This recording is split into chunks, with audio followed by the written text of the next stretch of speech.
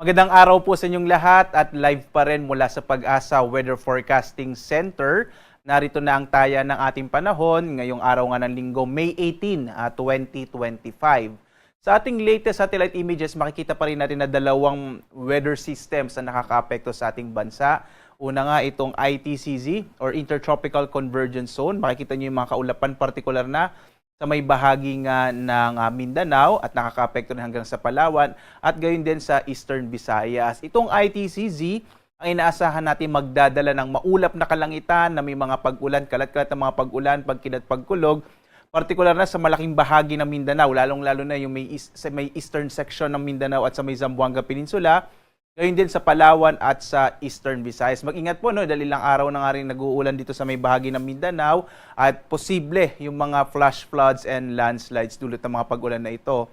Samantala, ang easterlies, ito yung hangin na nagbumula sa karagatang Pasipiko, medyo maalinsangan pa rin yan, ay magdadala ng mainit na panahon sa malaking bahagi ng Luzon at Visayas, habang malaki pa rin yung posibilidad ng mga thunderstorms sa hapon hanggang sa gabi. Muli po, no, ngayong buwan ng Mayo, inaasahan natin maaaring magsimula ang panahon ng tag-ulan. Kaya mas maaasahan natin na mas mapapadalas pa yung mga thunderstorms sa hapon hanggang sa gabi.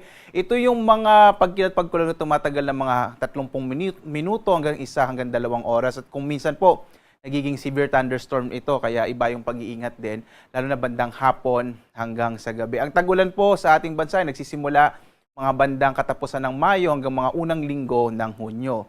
At sa ngayon nga, wala pa rin tayong minomonitor na low pressure area sa loob at labas ng Philippine Area of Responsibility. Hanggang sa mga susunod na araw, medyo maliit pa rin chance ang magkaroon tayo ng bagyo. At dito nga sa Luzon, makikita natin medyo mainit na panahon pa rin yung mararanasan sa malaking bahagi ng Luzon sa pag-iral pa rin ng easterlies habang malaki pa rin yung chances sa hapon hanggang sa gabi ng mga thunderstorms or mga pagkidlat, pagkulog. Mga thunderstorm na tumatagal ng mga 30 minutes hanggang 1 hanggang 2 oras. Agwat ang temperatura natin sa Lawag, 25 to 34 degrees Celsius. Sa Baguio, 17 to 26 degrees Celsius. Sa Tuguegarao, nasa 25 to 34 degrees Celsius. Sa Metro Manila naman, 24 to 34 degrees Celsius. Sa Tagaytay, 24 to 31 degrees Celsius. Habang sa Legazpi, mula 25 to 33 degrees Celsius. Dito naman sa Palawan, Visayas at Mindanao, dulot nga ng ITCZ, inaasahan pa rin ng mas malaking chance ng mga pag-ulan sa bahagi ng Palawan.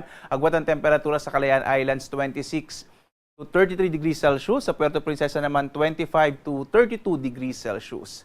Malaki rin yung tsansa ng mga pag-ulan sa bahagi ng Eastern Visayas, epekto pa rin yan ng ITCZ, habang ang nilalabing bahagi ng Kabisayaan ay makararanas ng mga isolated or mga pulong-pulong pag-ulan, pagkidlat, pagkulog sa hapon hanggang sa gabi. Agwat ang temperatura sa Tacloban City, 25 to 31 degrees Celsius. Sa Cebu naman, 27 to 32 degrees Celsius. Sa Iloilo hanggang 33 degrees Celsius.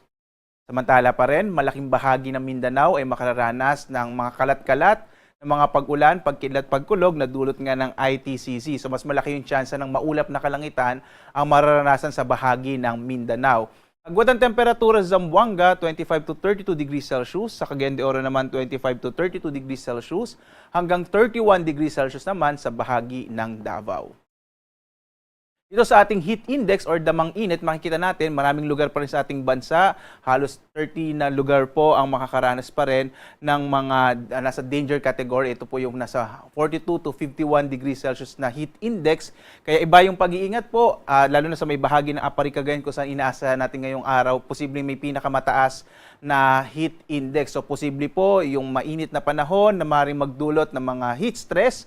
Kaya mainam po, uminom tayo ng maraming tubig at iwasang lumabas bandang tanghali. At para sa mas komprehensibo pa na impormasyon tungkol sa ating heat index, gaya dito sa Metro Manila, nasa 41 to 42 degrees Celsius ang inaasahan nating damang init, maaari tayong pumunta sa ating website, pag-asa.doc.gov.ph at pumunta lamang po tayo doon sa part ng heat index para mas makita po natin yung mas komprehensibong impormasyon sa damang init sa ating bansa.